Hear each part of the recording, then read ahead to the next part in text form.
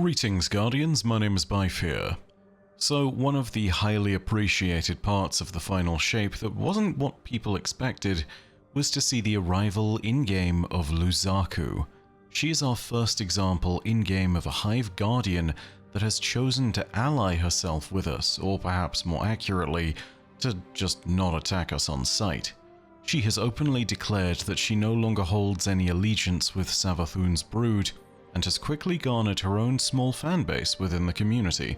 This also sparks hope for us, given that a single individual standing against the well-established way of their species is exactly how we got our other allies from other species such as Mithrax and Keitel, where the Elixni generally sought to take the Traveler from us, or were just intent on surviving. Mithrax instead strove to prove that he could be our ally despite the stereotypes. And while the Cabal of the Red Legion tried to forcefully steal the light, or the Cabal of Callus's loyalists tried to buy our loyalty with trinkets and baubles, Keitel and her ascendancy showed that the Cabal could be honorable and trustworthy allies. So with Luzaku standing out as a prime example of a Hive who might one day become our ally, let's talk about her and hear more of her story.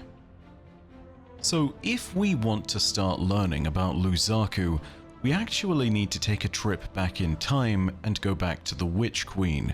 This isn't just for the moment where Luzaku and all the other Lucent Hive Guardians were made, in that point where Imaru and the other ghosts that aligned with the Hive decided to grant them the Traveler's Blessing.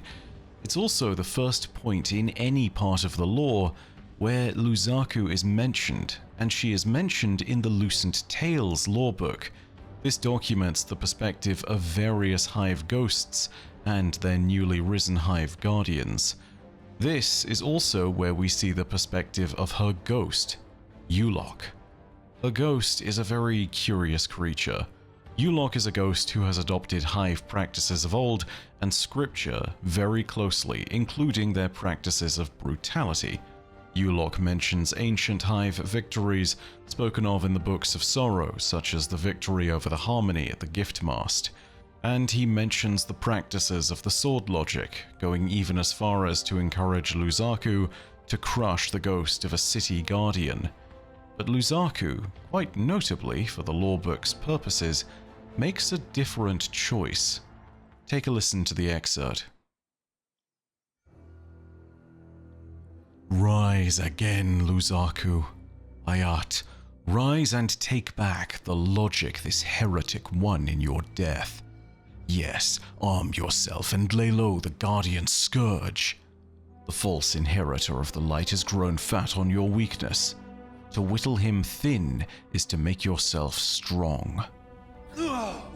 Yes, he lies broken just as the Giftmast, but be wary. Yes, there.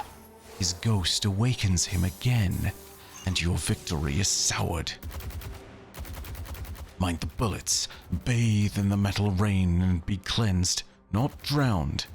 Lift up your shredder. It is your tutor in studying the shape of your foe. Ayat, again he lies in ruin, and you learned well your lesson. Yes, seizing the ghost. The logic from this kill will make you strong. With this ghost, you crush not only the foe before you, but every foe he could have been. It is the whole worth of him in your hand. Gaze upon it. Yes, see how it trembles, so fragile. Hear it describe you in your victory. Take it now, in this moment of ultimate truth. Grow drunk on victory, and in revelry, know the worth of this thing. Crush the ghost! Why do you linger, Luzaku? What is there to learn with your eyes that you will not learn with your fist? Do you not wish to be something real? Something that lasts forever? Why do you look at me? Children are curious, humans are curious, but Hive are strong. Your understanding comes in vanquishing the thing, so do it. No, it's free. This is what your speculating has wrought, Luzaku. You have failed, and now the tides of the universe will erode you into meaningless dust. All that you could have become has slipped through your fumbling fingers. The Guardian will return, flush and hungry from his death, and then you will be dead. Ayat. Luzaku held another Guardian's ghost in her hands, watched it squirm, and made a choice to let it go. And whilst Luzaku was there making her own choices, her own ghost was less than pleased with her. In this sense, Luzaku proves something that she states in her own words later on, which is that all the Hive are individuals, and that even under the duress of the worm blood tithes that they swore to long ago, they technically always had a choice, even if it is one that they'd often refuse to take given that it would lead to their annihilation. However, in this strange moment, Luzaku does take that choice to choose peace instead of war, and to leave a Guardian alive. Despite her failure to defeat this Guardian, Savathun would clearly still see a use for Luzaku and would demand service of her. Daring service at that. Luzaku's goal was to infiltrate a Black Fleet pyramid vessel and stow away with her brood, infiltrating the pale heart of the Traveler and establishing a presence for the Witch Queen's brood there. Orders that must have been given quickly, given how speedily we ended up killing Savathun after she was reborn. Either that, or Orochimaru ordered her to stow away after the events of the Witch Queen but before the events of Lightfall. We actually get a peek at this moment in the lore thanks to the first Ascent armor set from the Pale Heart destination. It's the armor that's featured in all the trailers for the final shape. The helmet is what's relevant to our story here today, because it's from Luzaku's perspective. So let's take a listen to that. Choose what you will become next. Light forgets, darkness remembers. Once a ghost was heard to speak thusly. This one is Luzaku. Here, this one tells what is known of Sky. Sky is the breath taken between actions. It permits speculation. It invites doubt. It slips from sight and grasp and yet persists. This one's ghost would have us yield to certainty. He wishes to walk the bladed path, to seek Hive strength in the Witch Queen's abandoned logic, whereby all things prove themselves in slaughter. This one turns from simple inevitability. This one makes a choice. This one does not kill and does not die. Yet this one exists. Ayat. What follows? What other choices are to be made? This one must know. This one hides within a blade ship of the Witch Queen's great foe. This one's ghost is angry now, but he remains in the hollow where a worm once coiled. This one senses our swift motion through the firmament toward a center. This one seeks Sky. In the sky, there are many paths. In the sky, there is change. As if sensing the possibility of change, it wouldn't take long for Luzaku to break off from her own brood and make her own path when they had all landed inside the Pale Heart. Much like the rest of Final Shape's stories, Luzaku's story is all about her choosing her own purpose and fate. It's a meditation on those ideas. We see this a lot in some of our first interactions with her during the campaign when we're in the process of unveiling the different lost sectors. This is the first time we go into the Blooming Deep. This is the first time we truly meet her. Take a listen. This one is Luzaku. This one is not your enemy. What is going on? How did you get here? Infiltrated the Black Fleet at the Witch Queen's command. Drawn here when the vessel passed the threshold. The sky, the light calls to this one. The Gardener's touch is here, brimming with life. Gardener? You mean the Traveler drew you here?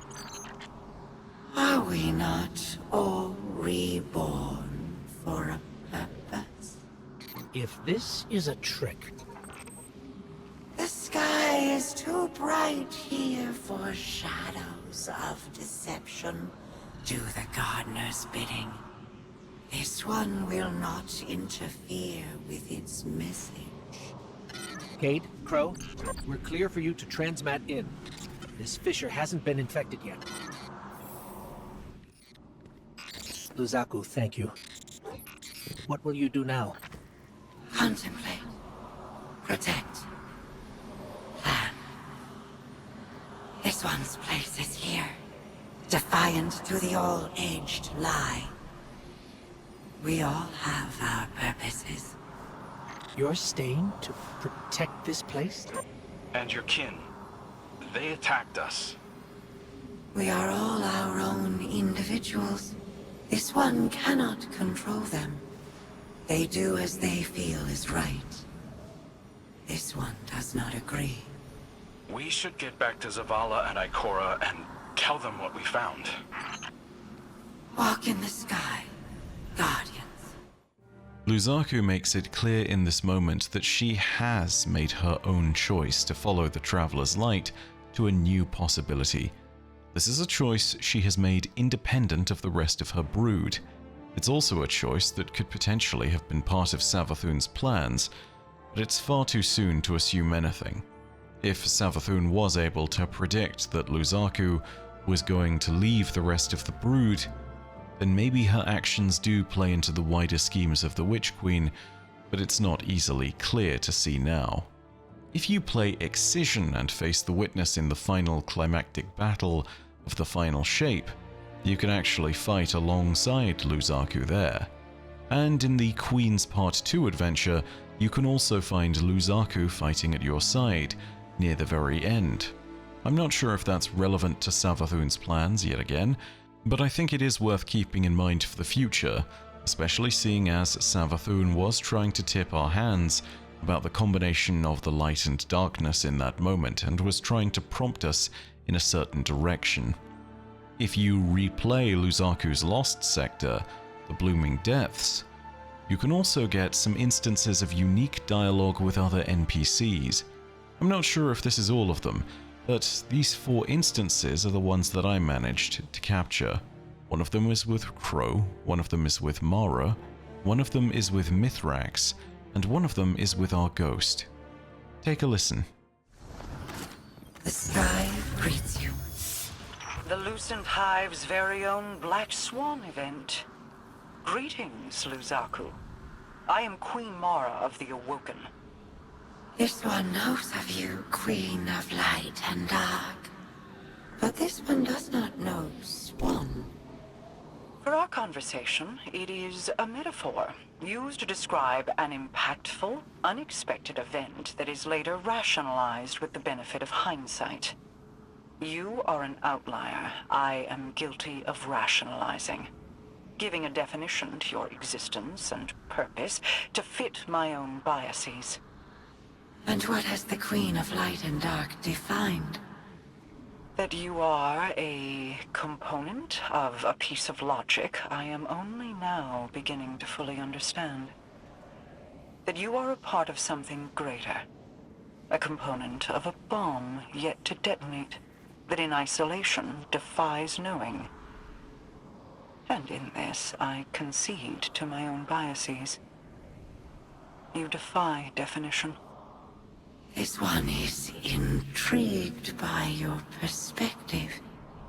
Perhaps we should contemplate these possibilities together. Perhaps. In time.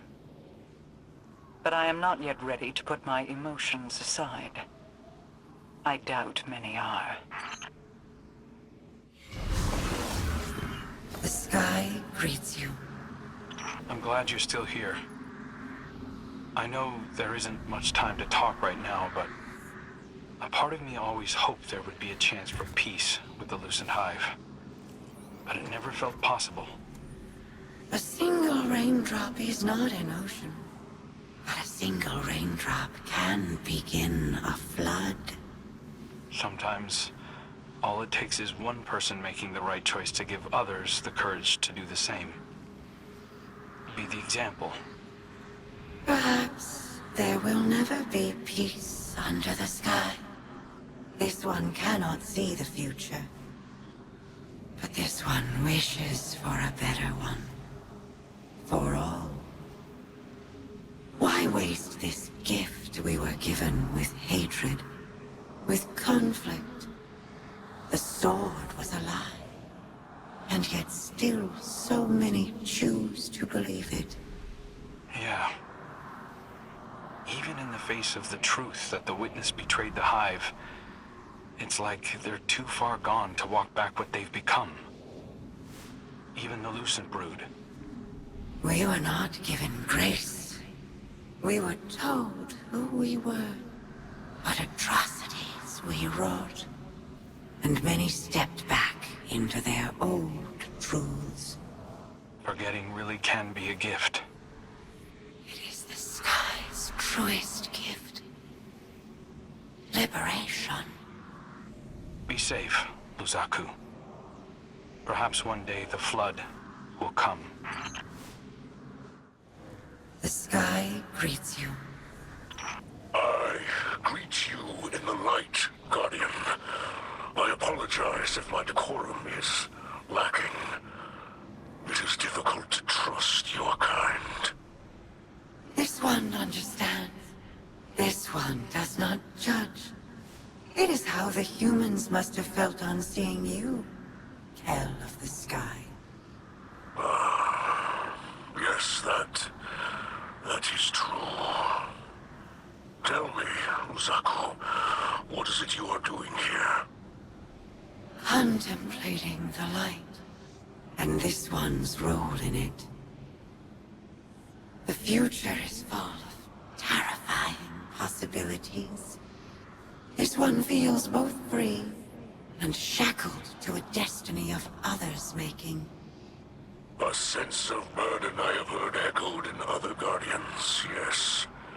So, you seek to gain understanding through this contemplation. Yes. Understanding of the universe, of one's self, of one's place in the universe. All is possible in the light. I would very much like it if we could discuss this philosophy more in the future. I do not want this opportunity for diplomacy to pass. This one would like that. Walk in the light. To you as well, Guardian.